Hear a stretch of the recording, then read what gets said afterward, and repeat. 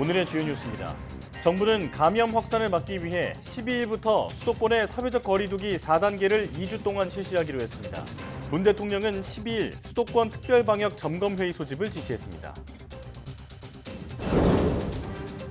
소유의 사회적 거리두기 4단계 실시에 따라 수도권에서는 12일부터 오후 6시 이후 사적 모임이 2명까지만 가능해집니다.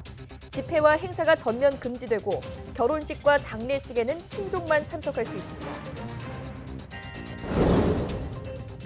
정부는 수도권 4단계 실시에 더해 유흥시설 집합금지를 유지하고 백신 접종을 마친 사람에 대한 완화 조치도 유보하기로 했습니다. 교육부는 2학기 전면 등교 여부를 4차 유행 상황을 보고 결정하기로 했습니다. 델타 변이 확산으로 미국의 절반 가까운 24개 주에서 감염자가 10% 이상 증가한 것으로 나타났습니다. 가을에는 다시 대규모 유행이 시작되고 마스크 의무화 등 방역 조치가 재도입될 것이라는 경고도 나왔습니다. 국제원자력기구 IAEA가 일본과 후쿠시마 원전 오염수 방류의 안전성을 검증하기로 합의했습니다. 정부는 검증단에 우리 측 전문가가 참여한다며 국민 건강에 위험이 되는 어떤 조치에도 타협하지 않을 것이라고 강조했습니다.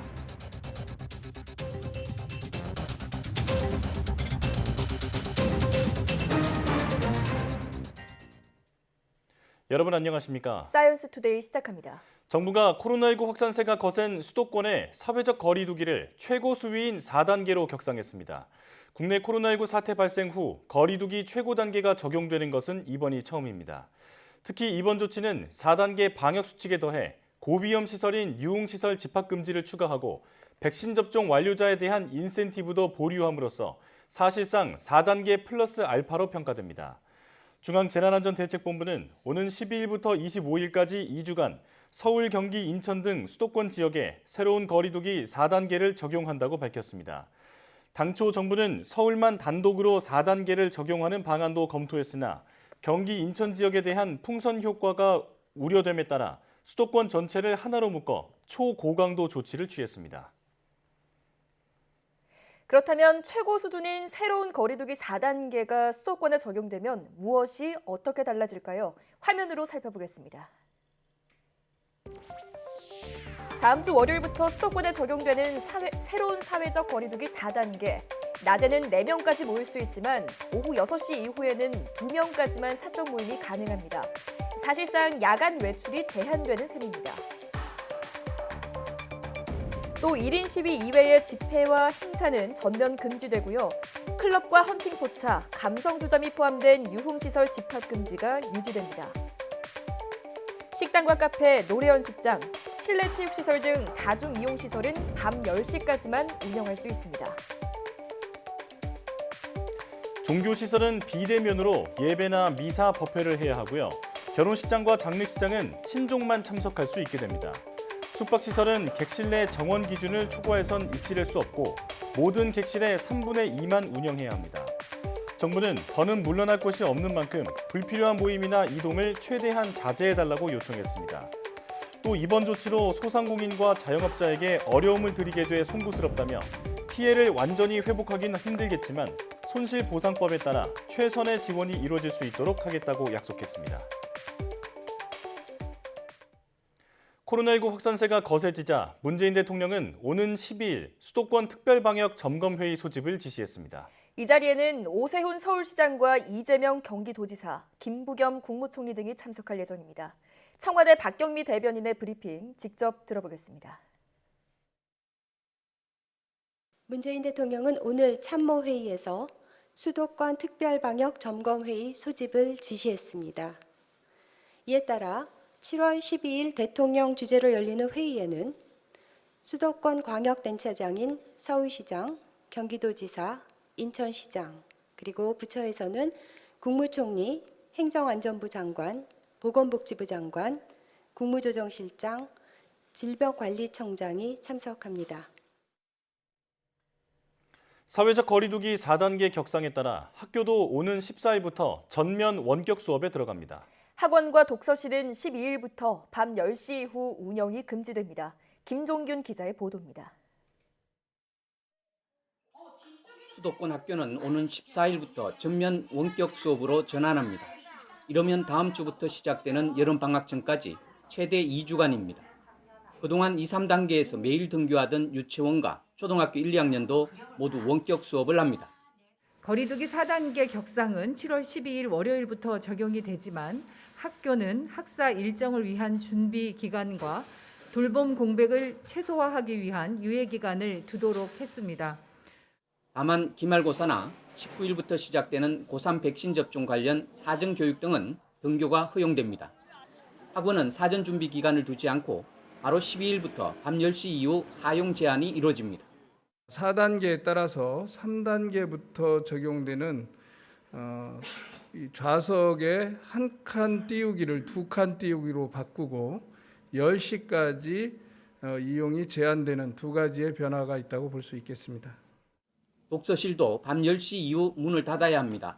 2학기 개학까지 40여일이 남은 만큼 2학기 전면 등교 원칙은 유지될 전망입니다. 다만 이러면 8월 셋째 주인 개학 전까지도 코로나19 확산세가 끊기지 않으면 전면 등교 일정 자체도 불투명해질 수 있습니다. YTN 김유균입니다. KBO 리그 1군 선수 중 처음으로 코로나19 확진자가 나오면서 리그 운영에 비상이 걸렸습니다. 이와 함께 거리두기 4단계 격상으로 인해 야구 등 수도권 프로스포츠는 무관중 경기로 진행됩니다. 서봉국 기자가 보도합니다. 한국야구연의 KBO는 원정 숙소에서 확진자가 나온 NC 선수단 검사 결과 2명이 코로나 양성 판정을 받았다고 발표했습니다. 구단 직원이나 2군, 코치가 감염된 적은 있지만 프로야구 1군 선수 확진은 처음입니다. 선수단이 공동 생활을 하고 또 경기 중에는 마스크를 쓰지 않는 점을 고려하면 NC 선수단 내 밀접 접촉자가 적지 않을 것으로 우려됩니다. NC 선수단과 접촉했던 두산에도 피해가 이어질 수 있어 프로야구계는 긴장하고 있습니다. 대응 수칙에 따라 NC 선수단 전원은 방역 당국의 역학 조사가 끝날 때까지 격리되며 NC와 경기를 치른 두산 선수단도 PCR 검사를 받았습니다. 만약에 밀접 접촉자가 지정이 되면 해당 선수 및 선수단 관계자는 자가격리에 들어가고요. 대체 선수가 대신 특별 엔트리로 등록이 돼서 NC 키움의 고척 경기 그리고 두산 LG전도 취소됐습니다. 코로나19 여파로 취소된 1군 경기도 6경기로 늘었고 오는 24일로 예정된 올스타전에도 영향이 미칠 전망입니다.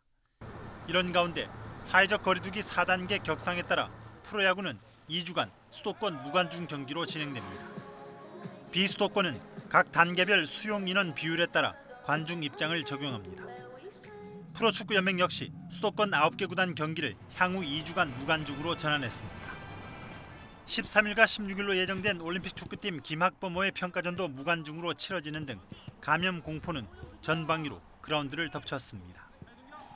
YTN 서봉국입니다. 정부가 오는 12일부터 수도권의 사회적 거리두기를 4단계로 올리기로 하면서 호텔과 여행업계에도 비상이 걸렸습니다.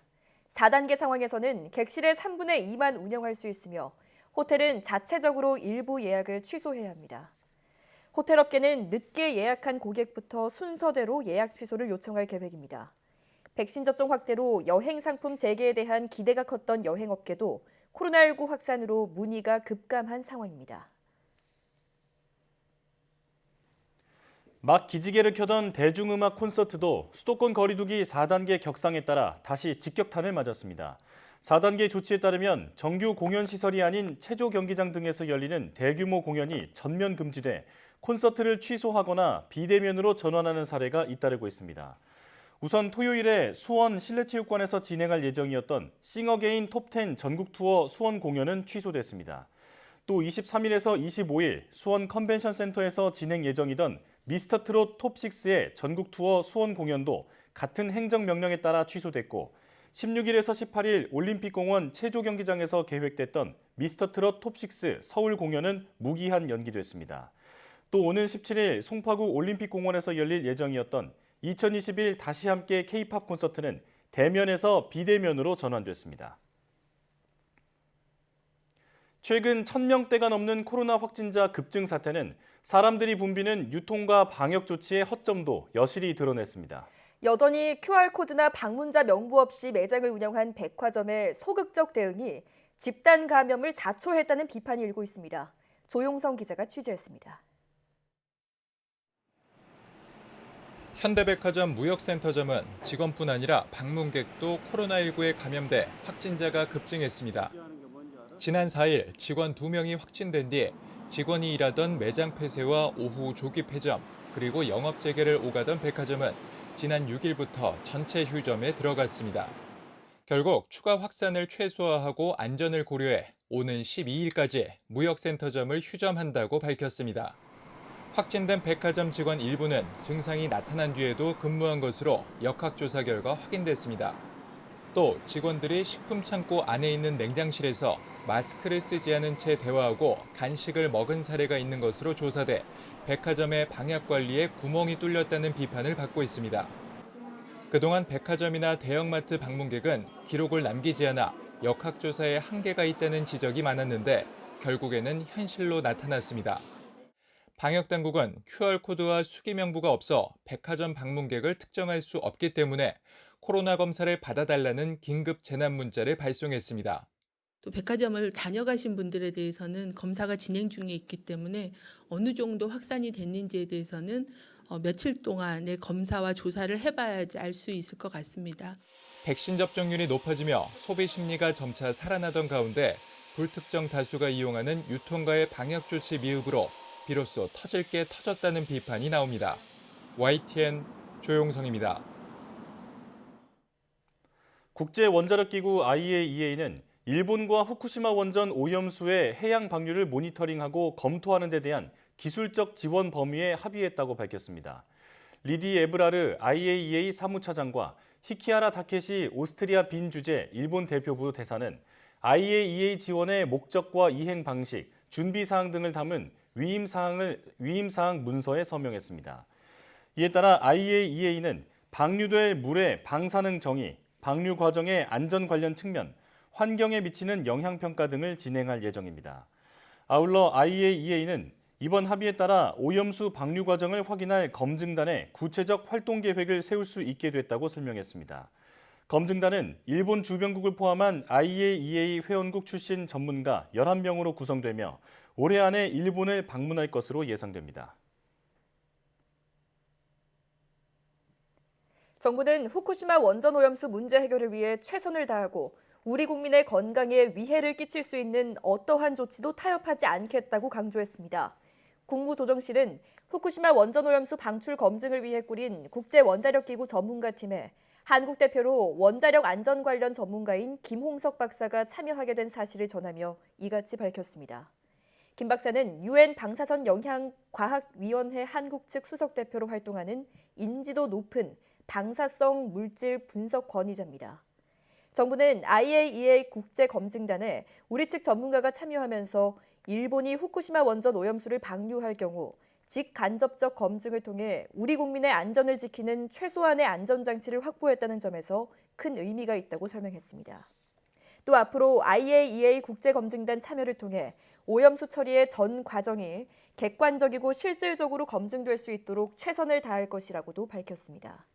이와 함께 우리 국민의 안전에 대한 우려가 없도록 해양 모니터링과 수산물 식품 안전 확보를 위한 조치도 철저하게 해나가겠다고 강조했습니다.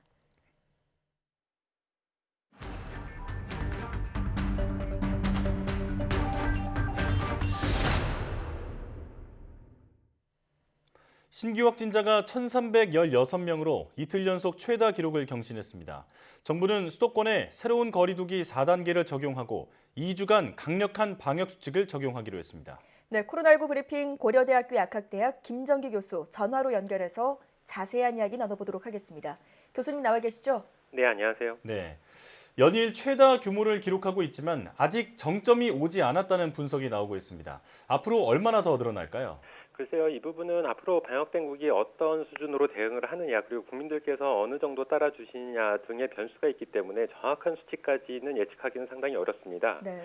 하지만 최근 방역당국이 발표한 바에 따르면 3차 유행 당시를 기준으로 볼 때 이달 말경에는 신규 확진자 수가 2,000명을 넘어 2,140명에 달할 수 있다라는 분석을 내놓고 있거든요. 예.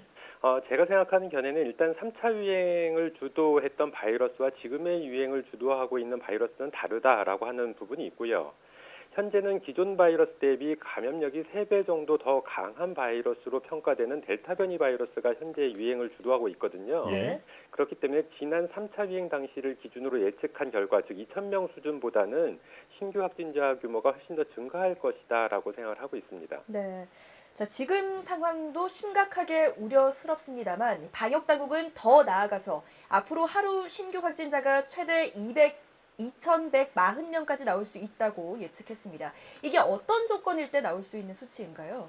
앞서도 잠깐 언급드린 것처럼 최근 방역당국이 민간 전문가와 합동으로 수학적 모델링을 통해서 확진자 발생 전망을 예측한 실험을 했습니다. 예. 말씀하신 것처럼 지금보다 상황이 악화되면 최대 2,140명까지 신규 확진자 수가 증가할 것이다라고 예측을 하고 있는데요. 이에 대한 근거는 지난 3차 유행 당시 감염 재생산 지수가 최대치였던 1.71을 기준으로 계산한 결과, 그러니까 그런 값으로 조건을 제시한 거고요. 네. 실제로 그 감염 재생산 지수가 1.71 적용 시 이달 말에는 2,140명이다 이렇게 얘기를 하고 있는데 네. 분석 당시 감염 재생산 지수가 1.18 수준이었거든요. 이 상태를 유지하게 되면 이달 말경에는 한 1,040명 수준의 신규 확진자 규모다 이렇게 예측을 하고 있는데 네. 현재 신규 확진자의 80% 이상이 발생하고 있는 수도권 감염 재생산 지수가 최근 분석 결과에 따르면 분석 당시 1.18보다 더 높아져서 1.25에서 1.3 수준까지 상승을 했습니다. 예. 네. 중요한 부분은 지금 상황은 최소 일주일 전 또는 길게는 2주 전 상황이고 그때의 결과가 지금 나타나고 있는 것이다 이렇게 보시면 될 것 같고 아무래도 앞으로 1, 2주 후에는 신규 확진자 수가 지금보다 훨씬 더 증가할 것이다라고 예측을 하고 있기 때문에 예. 그만큼 감염 재생산 지수도 크게 상승할 것이다 이렇게 보고 있습니다. 중요한 부분은 이 해외에서 델타 변이 바이러스, 그러니까 현재 국내에서 유행을 주도하고 있는 델타 변이 바이러스의 감염 재생산 지수가 약 5에서 8 사이로 분석을 하고 있거든요. 예. 물론 우리나라에서는 해외의 다른 나라보다 그동안 방역 관리도 잘 되어 왔고 국민들의 협조도 잘 이루어진 편이기 때문에 해외에서의 델타 변이 바이러스 감염 재생산 지수까지는 안 올라갈 것이다라고 생각은 됩니다만 근접한 수준까지는 도달할 수도 있다라고 생각을 하고 있습니다. 예. 따라서 선제적인 방역 관리를 못하게 되면 단지 방역 당국에서 예측하고 있는 2,000명 수준이 아니라 3,000명, 4,000명 수준까지도 실제로 신규 확진자가 발생할 가능성도 배제할 수는 없다 이렇게 생각을 하고 있습니다. 예. 자, 방금 말씀해 주신 것처럼 그 해외에서는 델타 변이의 그 감염 재생산 지수가 굉장히 높다고 말씀해 주셨는데 지금 해외 유입 사례의 81.5%에서 델타 변이가 발견됐습니다. 해외 접종자들의 격리 면제 조치를 다시 손봐야 한다는 지적이 나오고 있는데 교수님께서는 어떻게 보십니까? 일단 말씀하신 것처럼 해외 입국자의 81.5%에서 델타 변이 바이러스가 확인이 되고 있는 상황이고 여기에 해외 입국자 수도 계속 증가하는 추세입니다. 그만큼 해외 입국자에 대한 관리가 소홀해지게 되면 해외 입국자에 의한 델타 변이 바이러스의 국내 확산이 더 가속화될 수 있다. 그만큼 국내에서 델타 변이 바이러스가 우세종이 되는 시점을 크게 앞당길 수 있는 상황이 될 수가 있거든요. 예. 따라서 가능한 한 작은 변수라도 위험 요소가 크다라고 하면 관리를 강화하는 것이 맞다라고 보고요. 더군다나 델타 변이 바이러스는 백신 회피 능력이 즉 돌파 감염률이 기존 바이러스나 알파 바이러스보다도 훨씬 높기 때문에 네. 이러한 측면에서 최근 시행되는 인도 목적의 해외 입국자 중 백신 접종 완료자에 대한 자가격리 면제 조치는 하루빨리라도 전면 재검토할 필요가 있다라고 보고는 있습니다. 네. 하지만 중요한 부분은 지금 국내 지역사회에서 델타 변이 바이러스 확산이 급속히 이루어지고 있는 상황이고 물론 앞서 말씀드린 것처럼 기본적으로 해외 입국자 관리는 무엇보다 중요합니다. 기본적으로 중요한데요. 지금 상황은 이 우선순위 면에서 볼 때 이런 해외 입국자 관리도 물론 중요하지만 지금 상황, 그러니까 현재 국내에서 이루어지고 있는 상황에 대한 관리가 더 시급하지 않나 이런 생각도 함께 가지고 있습니다. 예. 네. 격리 해제 면제 조치는 재검토해야 하겠지만 지금 상황은 국내에 집중을 좀 해야겠습니다. 자, 결국 다음 주 월요일부터 수도권에서 거리 두기 4단계를 적용하기로 결정했습니다. 그런데 이번 주말 동안에는 아직 시행 전이기 때문에 방역에 구멍이 생기는 것 아니냐라는 지적도 많은데요. 어떻게 보십니까? 말씀하신 대로 수도권 거리두기 4단계 시행 직전인 이번 주말 동안 추가적인 전파가 우려되는 점은 분명히 있습니다. 이 부분에 대해서 방역당국에서는 방역당국 차원에서의 어떤 준비 측면도 있고요. 그리고 자영업자나 소상공인 등 국민들의 입장에서도 준비해야 할 유예기간이 필요하기 때문에 오늘이나 내일부터 즉시 적용은 하지 않았다라고 설명을 하고 있는데요. 네. 주말 동안 전파를 우려하는 입장이나 아니면 방역당국의 입장 둘 다 이해가 가는 부분이 있습니다. 일단 방역당국에서 이번 주말을 지나 다음 주 월요일부터 시행하기로 결정한 만큼 국민들께서는 현 상황이 매우 엄중한 부분을 인지를 하시고 이번 주말부터 시행된다라는 생각을 가지고 이번 주말 동안 불필요한 외부 활동을 삼가하시는 것이 필요하지 않나 이런 생각을 가지고 있습니다. 네. 국민의 자발적인 협조가 무엇보다 중요하겠습니다. 수도권은 거리두기 최고 단계로 격상됐지만 비수도권은 대부분 1단계거든요. 따라서 수도권에서 비수도권으로의 풍선 효과가 우려되는데 대책이 필요하지 않을까요? 글쎄요. 수도권과 인접한 비수도권 지역에서는 일정 부분 풍선 효과가 나타날 것이라고 생각을 합니다. 실제로 이러한 부분은 지난 3차 유행 때도 보였던 바가 있거든요. 네.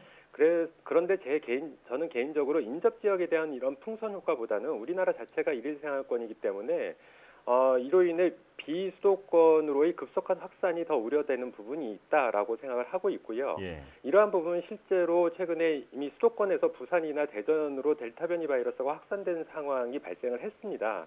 따라서 시간의 문제이긴 합니다만 비수도권으로의 급속한 확산이 예상되는 만큼 일단 비수도권과 풍선 효과도 더불어서 같이 고려를 해볼 때 비수도권 지역들도 지금의 1단계 적용은 선제적인 방역이라는 측면에서는 맞지는 않다라고 생각을 하고 있고 예. 수도권 단계 격상에 맞춰서 비수도권 지역들도 일정 수준으로 단계 격상이 필요하지 않나 생각을 하고 있습니다. 네.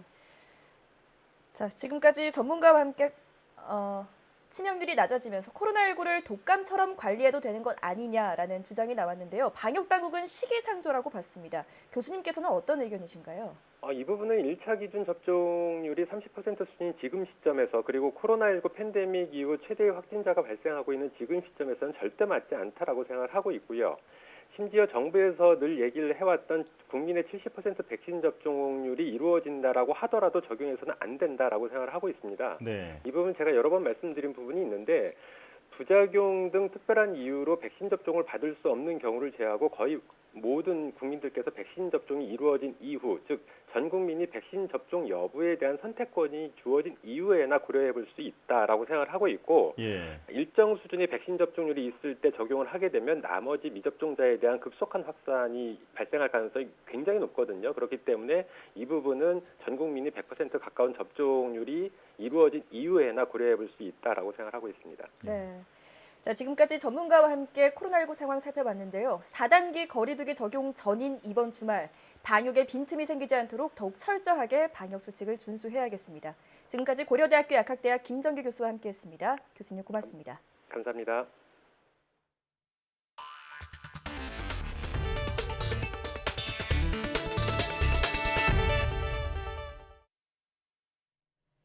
미국에서 델타 변이가 확산하면서 절반 가까운 24개 주에서 감염자가 10% 이상 증가했습니다. 다가오는 가을에는 상황이 더 심각해져서 마스크 의무화 등 방역 조치가 다시 도입될 수도 있다는 경고가 나왔습니다. 워싱턴에서 강태욱 특파원이 보도합니다. 미국의 일주일 평균 하루 확진자 수는 15,000명. 대유행 이후 가장 낮은 수준입니다. 하지만 지난주 10% 이상 늘어난 곳이 24개 주에 이르는 것으로 나타났습니다. 텍사스, 아칸소, 미주리 등 대부분 백신 접종률이 낮은 주들입니다. We are starting to see some new and concerning trends. Simply put, in areas of low vaccination coverage, cases and hospitalizations are up. 지배종이 된 델타 변이 감염이 확산한 겁니다. 질병통제예방센터 CDC는 최근 신규 확진자 가운데 절반 이상이 델타 변이 감염자로 보고 있습니다. There will likely continue to be an increase in cases among unvaccinated Americans and in communities with low vaccination rates, particularly given the spread of the more transmissible Delta variant. 보건 전문가들은 더운 날씨가 사라지는 가을에는 급속도로 확산하는 재유행이 올 수 있다고 경고하고 있습니다. 이 때문에 확산 지역에는 마스크 의무화와 거리두기, 인원 제한 등 방역 조치가 다시 도입될 수 있다고 보고 있습니다. Please get vaccinated. It will protect you against the surging of the Delta variant. 하지만 백신 접종 속도는 점점 둔화하고 있습니다. 접종을 거부하는 사람들은 지금의 백신이 임시 허가이기 때문에 안전하지 않다는 이유를 들고 있습니다. 그런 만큼 정식 승인이 나면 더 많은 사람이 백신을 접종할 것이란 분석입니다. 여기에 화이자 백신에 대한 정식 승인이 이르면 이번 달 안으로 나올 수 있다는 전망도 나오고 있습니다. 워싱턴에서 YTN 강태욱입니다. 미국에서 코로나19 백신 접종이 없었더라면 코로나19 사망자가 현재보다 절반 가까이 더 많았을 것이라는 연구 결과가 나왔습니다. 미국 예일대와 민간재단 연방기금의 분석 결과 백신이 없었다면 현재 60만여 명인 사망자 수보다 28만 명이 더 많았을 것으로 추산됐다고 외신들이 보도했습니다. 이 연구는 지난해 12월 12일부터 지난 1일까지 백신 접종이 이루어지지 않았을 경우 사망자와 입원 환자 추정치와 실제 사망자와 환자 수를 비교하는 방식으로 진행됐습니다. 그 결과 미국에서 백신 접종이 없었다면 코로나19 사망자가 27만 9천 명 더 늘어나고 입원 환자는 125만 명 더 증가했을 것으로 추산됐습니다. 또 확진자가 급증하면서 봄철에는 하루 사망자 수가 4,500명에 달했을 것으로 분석됐습니다. 미국 제약사 화이자와 독일 바이오엔테크는 델타 변이를 막기 위해 코로나19 백신 부스터샷을 개발 중이라고 현지 시각 8일 밝혔습니다. 두 회사는 기존 백신을 단순히 한 번 더 접종하는 것만으로도 델타를 포함해 현재까지 알려진 모든 변이에 가장 높은 수준의 면역력을 유지할 가능성이 있다면서도 방심하지 않고 백신의 업데이트 버전을 개발하는 것이라고 설명했습니다. 미국 보건당국의 승인을 받으면 이르면 다음 달 중 델타 변이를 겨냥한 부스터샷 임상시험을 시작할 수 있다고 회사 측은 밝혔습니다. 양사가 별도의 부스터샷 개발에 나선 것은 전염력이 훨씬 강한 델타 변이가 전 세계적으로 급속하게 확산하는 가운데 백신 접종 6개월 후 면역력이 감소하는 것으로 나타났기 때문입니다. 이달 말 열리는 도쿄올림픽이 사실상 무관중 경기로 치러지게 됐습니다. 코로나19 재확산 때문인데 스가 총리는 정치적 타격이 불가피해졌습니다. 박경석 기자의 보도입니다. 관중 없는 올림픽이 현실이 됐습니다. 일본 정부는 토마스 바흐 국제올림픽 위원장과 협의 끝에 도쿄도 등 수도권에서 열리는 모든 올림픽 경기를 관중 없이 치르기로 했습니다. 1896년 제1회 아테네 올림픽 이후 125년 만에 처음으로 열리는 무관중 올림픽입니다.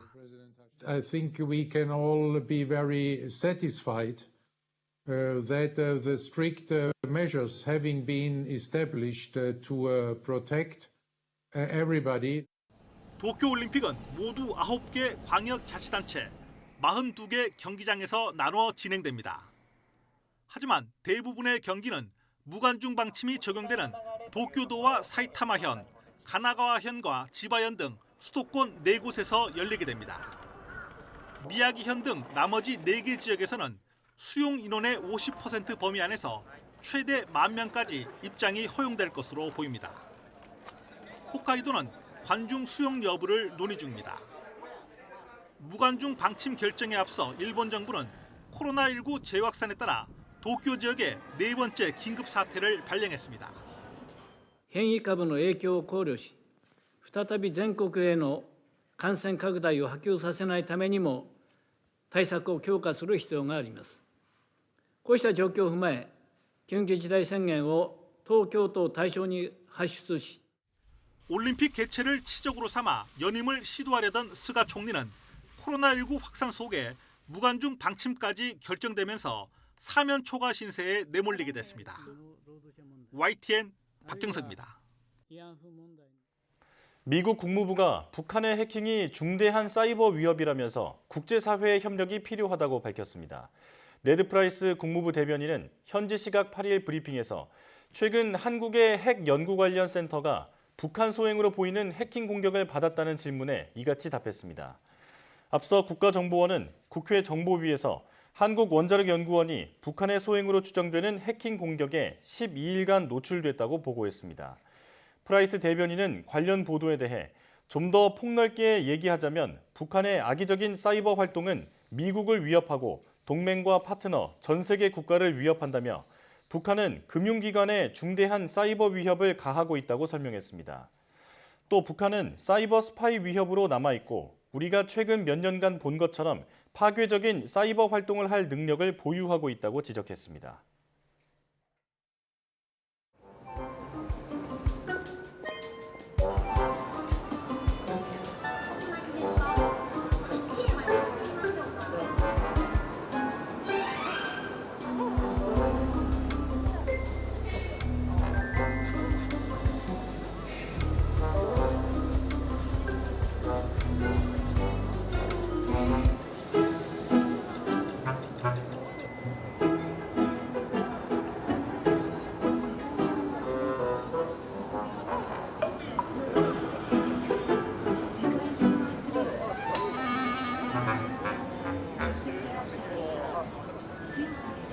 でもちょっと猫がキュッと映った瞬間にみんなこう気持ちが和やかになるというか、愛らしい姿見えてちょっとほっこりするような気持ちがありました。ああいう猫実際飼いたいです。とても迫力のある映像でびっくりしました。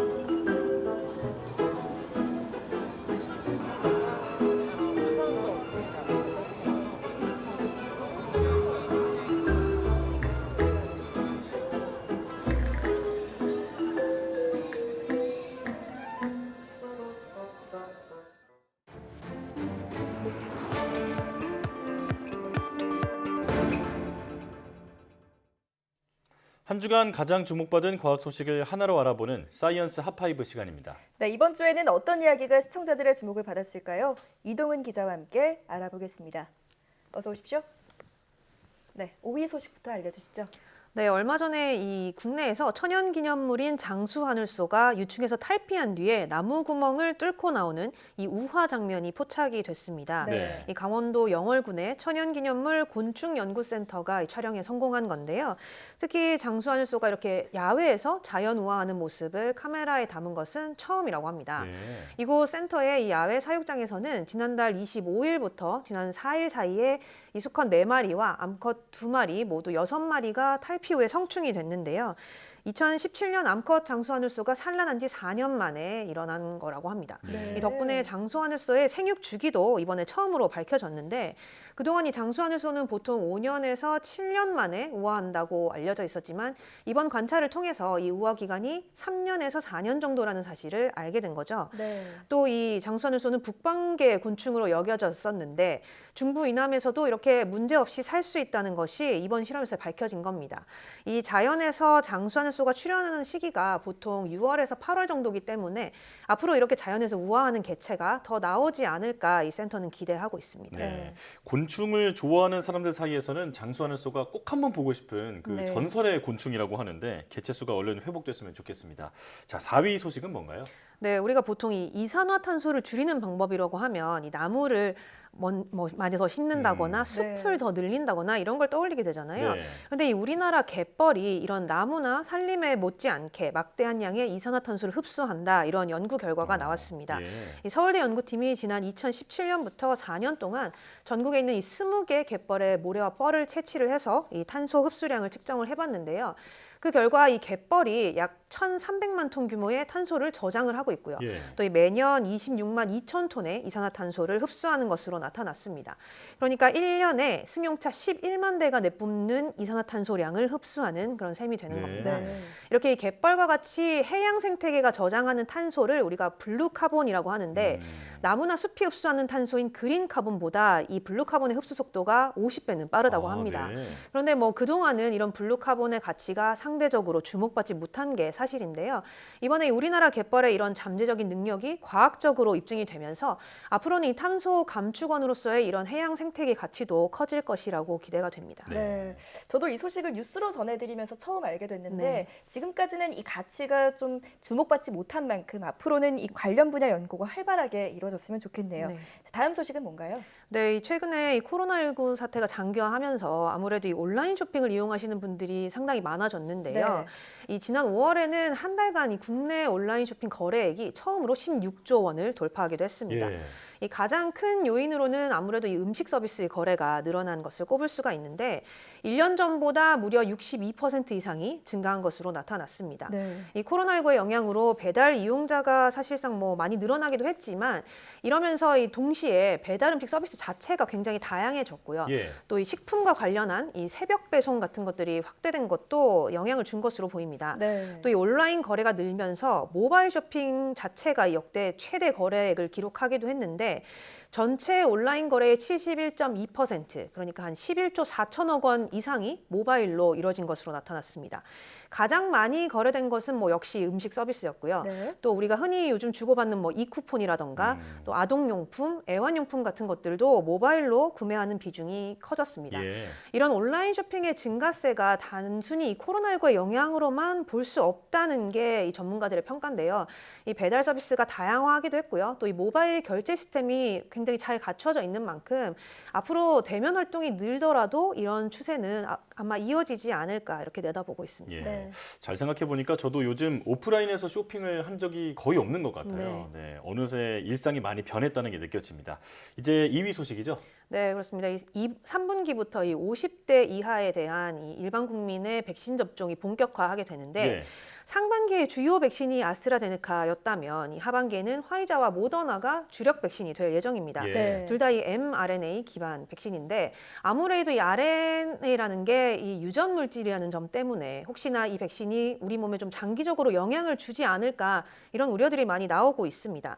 이런 가운데 미국에서는 이 mRNA를 백신을 맞아도 관련 성분이 이 모유에 들어가지 않는다 이런 연구 결과가 발표가 됐습니다. 네. 이 화이자나 모더나 백신을 2번 다 맞은 이 여성 7명으로부터 백신 접종 뒤에 4시간에서 48시간 사이에 채취한 모유 샘플을 채취를 해서 연구를 해왔는데 이 백신과 관련된 mRNA가 검출된 모유 샘플이 하나도 나오지 않았다고 합니다. 예. 이 연구팀은 만약에 이 검사에서 나오지 않을 정도로 아주 적은 양의 mRNA가 남아있다 하더라도 이 정도의 유전 물질은 이 신생아의 위장관 시스템에 의해서 분해가 될 것이다 이렇게 설명을 했는데요. 결론적으로 이 백신을 맞은 여성이 아기에게 모유를 먹여도 아무런 문제가 없다는 얘기입니다. 현재 모유를 수유 중인 여성에 대해서는 사실 코로나19 백신 접종을 권고하지 않고 있는데 그래서 이번 연구 결과가 더 중요한 의미라고 이 전문가들은 평가를 했습니다. 예. 네. 자, 3분기 백신 접종 계획을 앞두고 좀 걱정하시는 분들이 많았을 텐데 이번 연구 결과가 좀 유의미하겠네요. 네. 자, 마지막 1위 소식은 무엇인가요? 네, 국내에서 이 코로나19 상황이 점점 악화하고 있죠. 수도권에는 뭐 가장 높은 단계의 이 거리두기 조치가 내려지기도 했는데 네. 그만큼 이 방역의 고삐를 조여야 할 때가 아닌가 싶습니다. 특히 요즘 같은 여름철에는 실내에서 에어컨을 다 켜두고 이 창문을 닫는 경우가 많아서 더욱 주의를 해야 하는데 예. 가장 중요한 건 역시 자연 환기입니다. 하루에 적어도 3번 이상 10분씩은 환기를 해줘야 되고요. 이때 이 마주보는 창문과 문을 같이 열어서 이 맞바람이 통하게 하면 오염물질이 굉장히 빨리 사라지는 효과가 있다고 합니다. 또 에어컨을 켰을 때는 최소 2시간에 한 번은 환기를 해주는 게 좋다고 하는데요. 또 에어컨 바람이 사람 쪽을 향하지 않도록 하고 뭐 천장이나 벽 쪽을 향하게 하는 것도 중요하다고 합니다. 예. 이 실제 감염 사례에서도 이 한 공간에서 에어컨 바람을 직접 맞지 않은 사람의 경우는 집단 감염을 피해간 경우가 있었는데 네. 바람의 세기도 최대한 약하게 하는 게 좋다고 합니다. 또 이 만일 지하와 같이 환기가 어려운 곳이 있을 수 있잖아요. 예. 이런 경우에도 규모에 맞는 공기 순환 장치를 설치를 해서 가동을 하는 게 좋고 만약에 이마저도 좀 힘든 경우라고 하면 우리가 흔히 쓰는 이 주방 후드라든가 욕실의 이 환기팬 같은 것들을 이용하는 것도 방법이라고 합니다. 네. 이렇게 환기만 잘해줘도 사실상 이 코로나19 감염 위험을 크게 줄일 수 있다고 하니까 뭐 시설과 사업장을 운영하는 분들뿐만 아니라 이용하시는 분들의 적극적인 협조도 좀 필요할 것 같습니다. 예. 사실 그 환기가 중요하다는 건 많이들 알고 계시는데 에어컨 바람 세기를 가장 약하게 하고 또 사람을 향하지 않게 벽 쪽으로 바람을 이제 가게 하라는 건 모르고 있는 분들도 많았을 것 같아요. 잘 기억해야겠습니다. 자, 이동훈 기자와 함께 한 주간 소식 정리해봤습니다. 고맙습니다.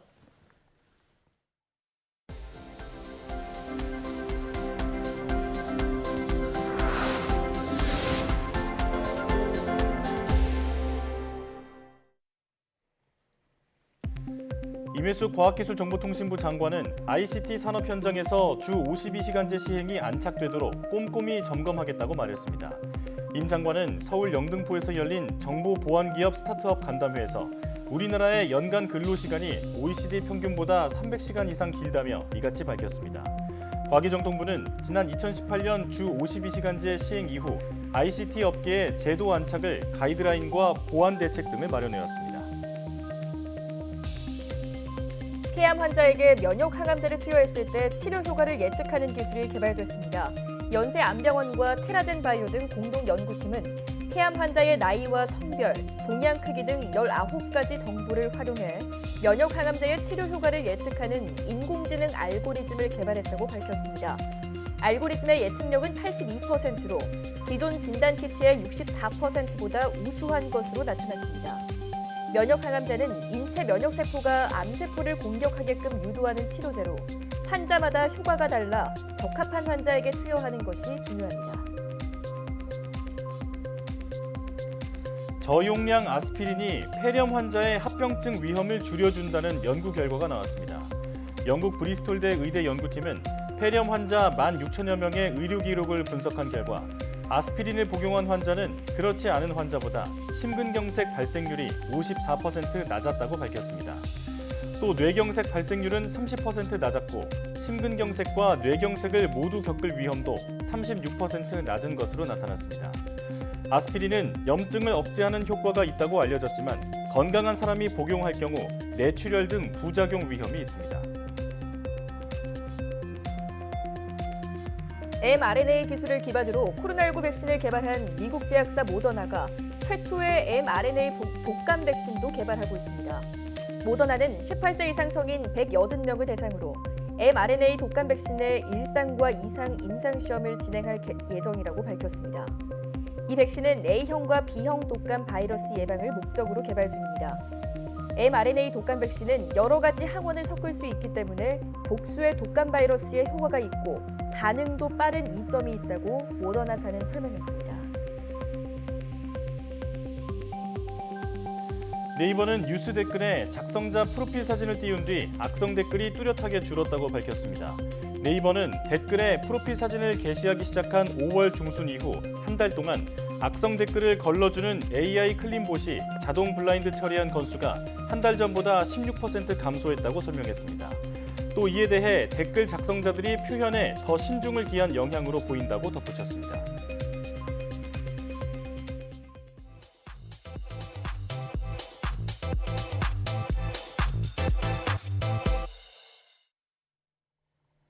과학에 대한 모든 궁금증을 풀어주는 궁금한 S 시간입니다. 달은 지구 주위에 있는 가장 크고 가까운 천체로 우리 삶과 밀접한 관계를 맺고 있는데요. 달이 지구와 우리 인류에게 미친 영향은 무엇인지 지금 바로 화면으로 만나보시죠.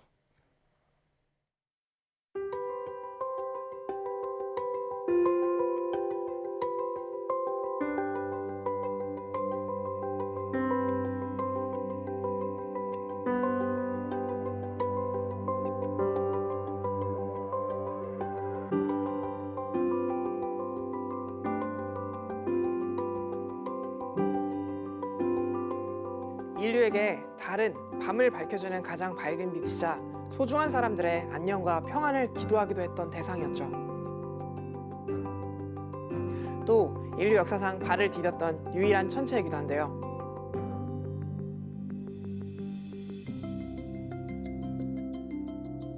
이처럼 달은 인류의 역사와 문화가 연결되어 있을 뿐 아니라 지구에 많은 영향을 주기 때문에 없어서는 안 될 소중한 위성입니다. 우선 달이 어떻게 생기게 되었는지에 대해 알아볼까요? 태양계 초기인 45억 년 전 화성 크기만한 천체가 초속 15km의 속력으로 지구를 들이받아 달이 만들어졌다는 거대 충돌설이 유력합니다. 거대 충돌이 발생한 직후 지구와 충돌 천체의 먼지들이 같이 뒤섞인 채 대거 우주로 방출되었는데 이 물질들이 지구 둘레를 돌면서 중력으로 뭉쳐져 달이 되었습니다.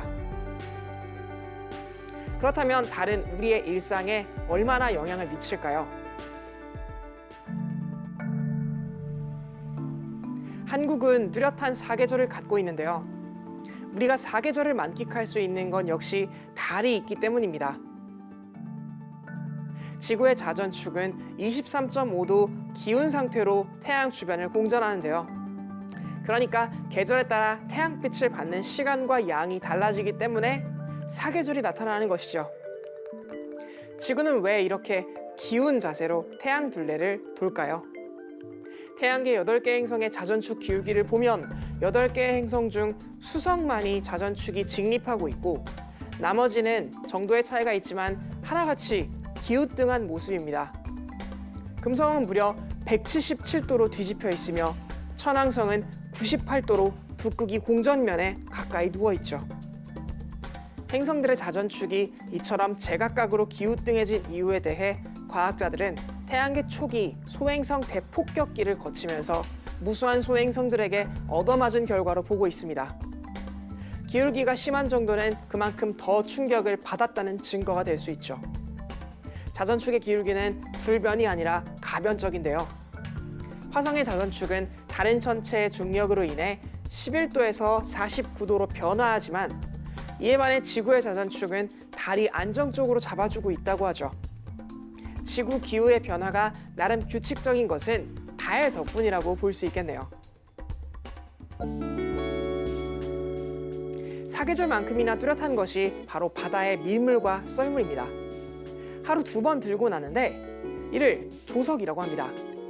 이 같은 현상을 일으키는 힘을 기조력이라고 하는데요.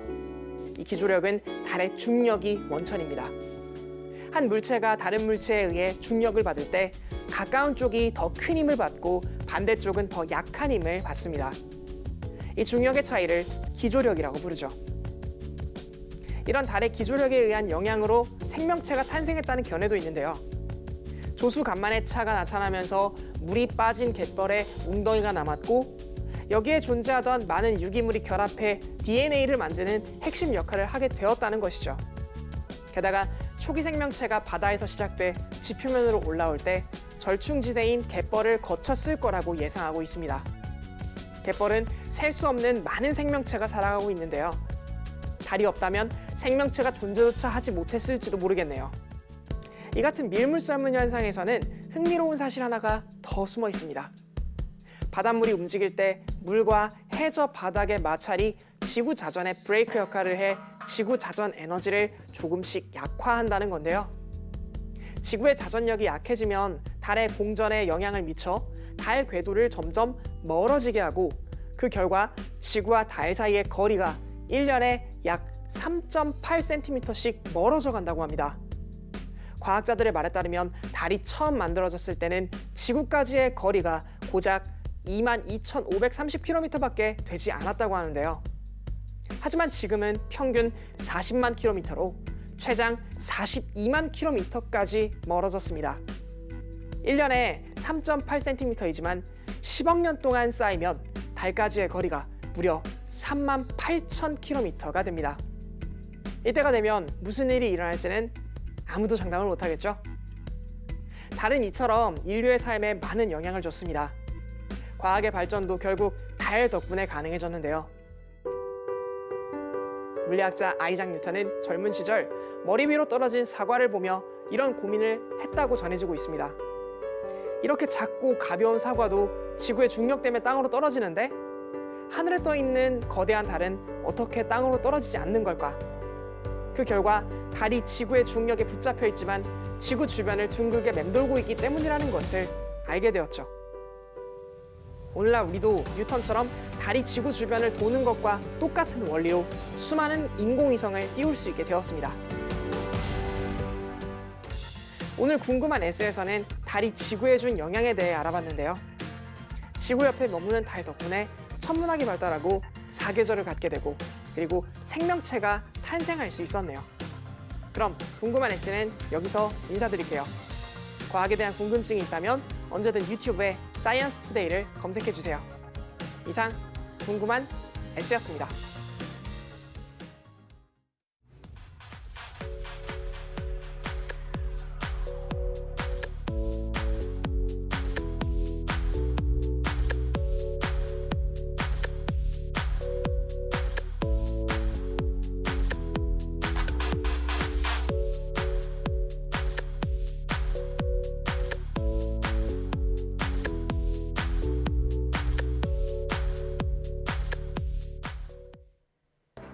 다음 주 월요일부터 2주간 수도권에 새로운 거리두기 4단계가 적용되면서 오후 6시부터는 2명까지만 사적 모임이 가능해집니다.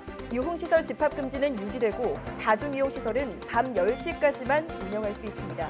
힘들고 불편하더라도 조기에 확산세를 잡을 수 있게 적극적으로 협조해야겠습니다. 사이언스 투데이 마칩니다. 함께해 주신 여러분 고맙습니다.